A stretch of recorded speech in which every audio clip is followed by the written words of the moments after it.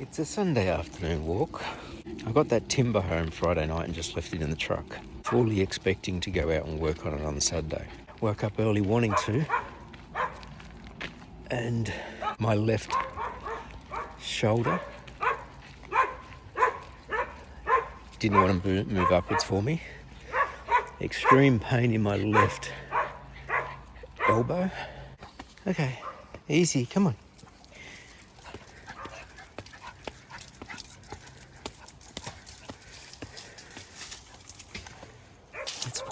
I think it was the second to last week of term I started getting pain in my shoulder again. The numbness in my hands came back a long time ago. The pain in the shoulder is a good indication that the nerves are pinching really badly again in my neck. Can't seem to unpinch them. Started to get a bit of pain in the elbows, the left elbow I mean. But I think on Friday, when I was pulling the old gas bottles up to the front of the yard and then taking the heavier ones, full ones, back down, I really strained out the ligament in the elbow.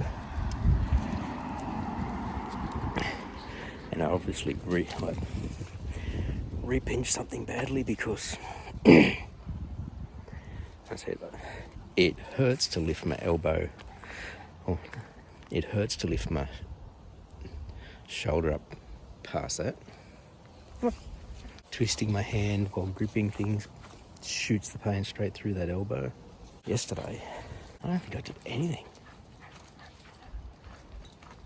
I can't actually honestly remember what I did. And so far this morning, got up, pain not as bad, but still pretty bad.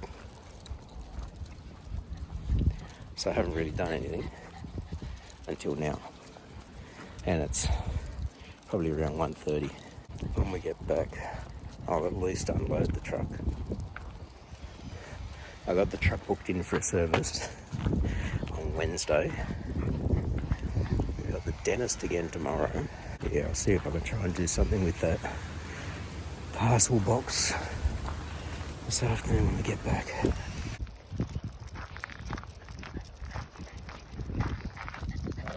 Like I said, I'm going to get the wood out of the truck. Just undone the straps. Packing them up. Because if I don't pack them up now, they may not get packed up.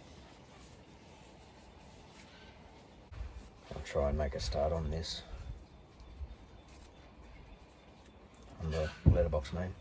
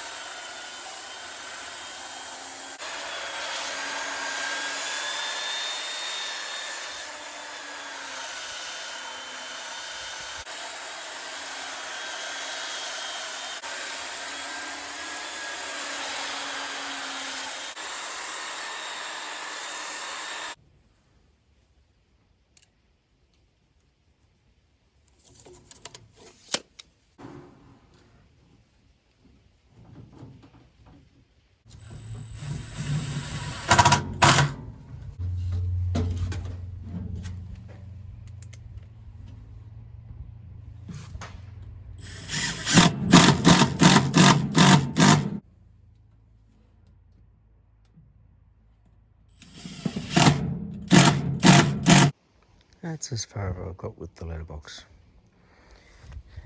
That's a natural stain. This is a Merbau, but you notice that the Merbau one flakes off. So I'm going to replace all of these pieces anyway, the front ones. Make them go all the way across, except for this one. because they're getting away. But I'm going to take it off and strip it back. And I can strip back, sand this, get it back to its natural state, get the greying out of it, and the natural colour should be like that. I still have to concrete it in too, but I just thought I'll get it all ready. It's got the ground protector on it, and this is the back edge, so you see that it sticks out further at the back than the mailbox. So I'll have to figure out what I'm going to do with that.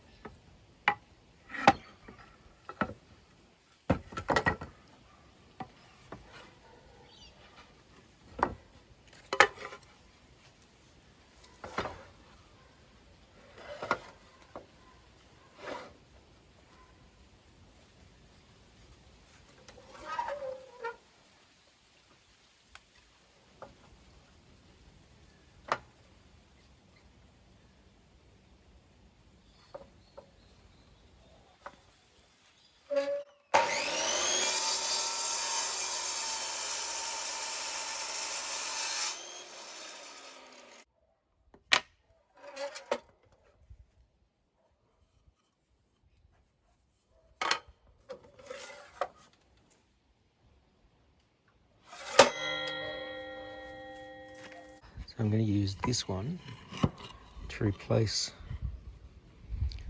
one of the originals that goes just across the letterbox and still allows the parcel box to open. And these three will go all the way across both things to tie in the whole job. I'm actually going to need another one because there was 3 down low and 2 above. That's one of the ones above. And we want to put something across the very, very top to sort of enclose the top of it. Not completely, but so I might get some more of these. As you can see, I bought 1.8s because they were like pickets and they were really cheap. Even though they're a pre-oiled board. And very hard. And my blade is getting quite blunt. It probably just needs a clean. But obviously couldn't get 2 because the pieces needed to be 1 metre. 1,025 millimetres. So 1 metre, 25 millimetres.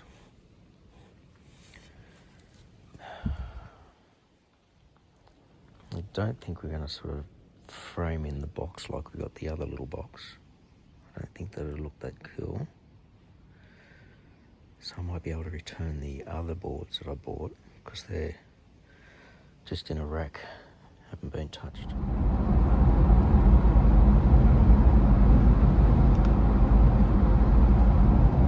Wednesday morning, and this is the day I got the truck booked in for its service. Initially I thought I'll take the truck down, I'll walk into Penrith, get ink for the printer. I've got a follow-up dental appointment and it's today, later in the day. What I'm going to do is take the truck down, walk to the train station, catch the train home. We can go to her appointment and after that come back down, pick up the truck, then just drive back to the house. Because regardless of when they finish doing the service, you just pick it up before they close.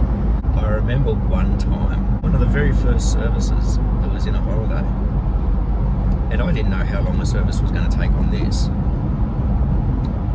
And they were also looking into some issues that I had as well, so I went, well, that's going to take some time. I just dropped the truck off, walked straight to the train station, caught the train home, and as I was walking down our street, almost back to the house, the phone rings and they're saying, truck's all done. Great.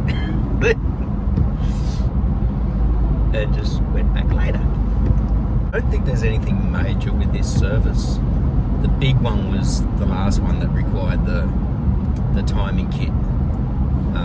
And the timing kit wasn't done all that long ago because it couldn't do it at the service. They open at 8, it's just gone 8.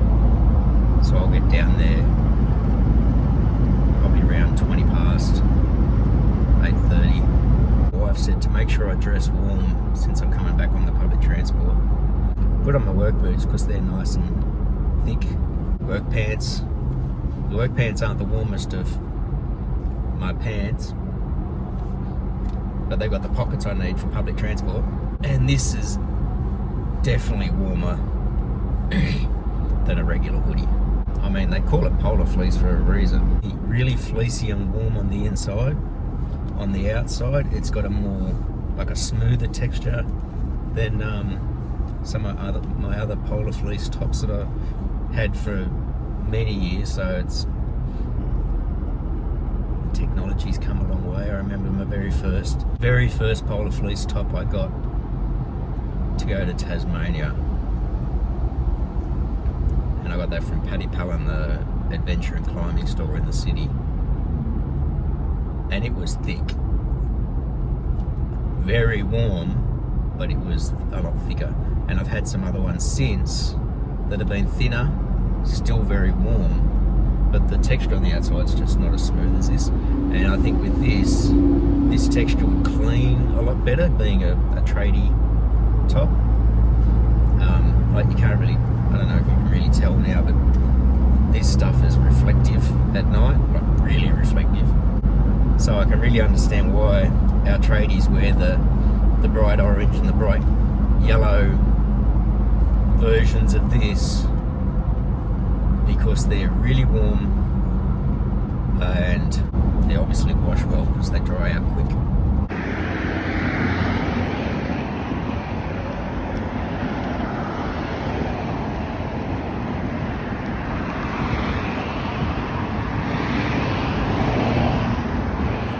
Thought I'd let the traffic pass a bit. That was so busy at that place. It's the busiest I've seen it, I think, ever. Because you normally either pull up in the driveway or you park on the street. But there was nowhere to park on the street. There was nowhere in their driveway. I waited for them to pull out a couple of trucks. And then I pulled in and just said to the girl who'd just gotten out of taking a car out, I said, "It's all right if I pull in and give you the keys?" And she said, "Yeah, we'll do that." And I heard her saying to one of the other guys, the boss just said, "Just park anywhere." And so something that I was thinking of doing but really didn't want to, and then when I was walking out I saw my truck parked up on the grass in front of other places, and they look like they've got a busy day ahead. So even though when they said it's basically a whole stack of filters and fluids changes, I think they're doing the pollen filters and that sort of stuff in the aircon as well. So a good service to have. Not something I think would take a hell of a long time, but looking at how busy they looked, it could be a good chunk of the day. I should get my steps up today. LDV place is in Kingswood. The next closest one is a long way away. So I'm glad there's this one here. It's back down there along the highway. I'm almost up at the train station. This is quicker than I remembered, probably because I'm talking to you. On the train from Kingswood to Penrith. Changed trains at Penrith for the mountains. Yeah, 8:30 when I just got there. So the only other walking I'll have to do is the walk from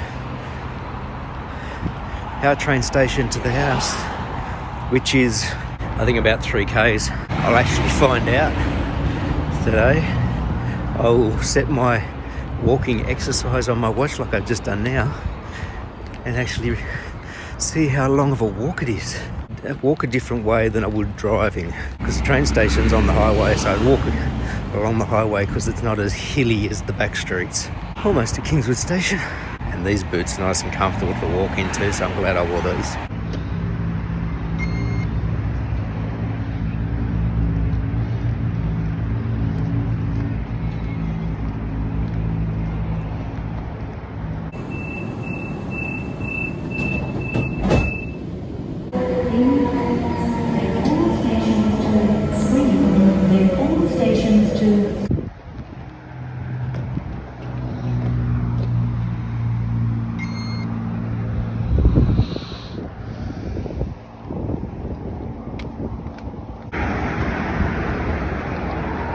So off the train, walking along the highway.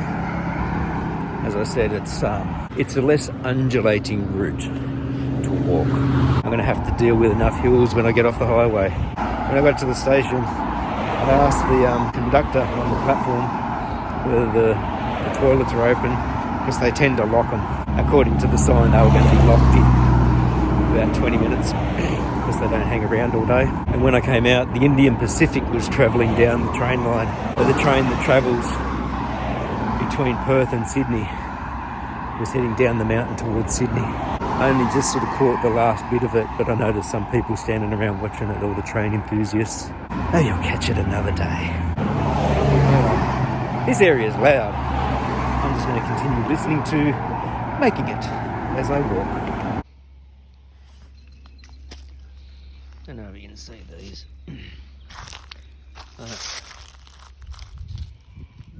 Bandicoots coming right up to the street in the neighbours' yards and stuff. I wonder if they're getting hit by cars.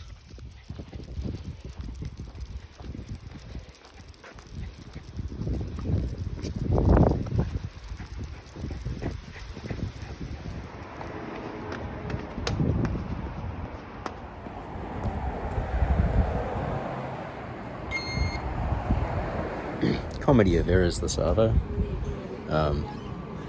I misread my app for the trains and got my wife to drive me up to the train station.